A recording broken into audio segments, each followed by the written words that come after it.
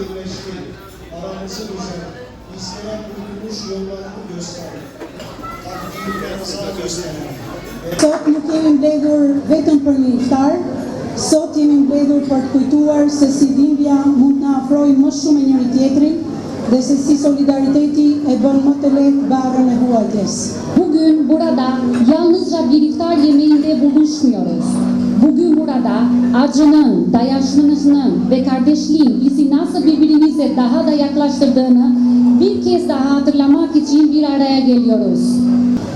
3 vite më parë, kur erdha këtu pas tërmetit shtatrues, pash nga afër plagët e thella të Hatayit. Mes rënojave nuk kishte vetëm gure beton, kishte kujtime, ëndra, jetë të ndërprera. Dhimbja në sy tuaj ishte e paharrueshme, por po aq e paharrueshme ishte edhe dinjiteti juaj, durimi dhe forca për të ringritur.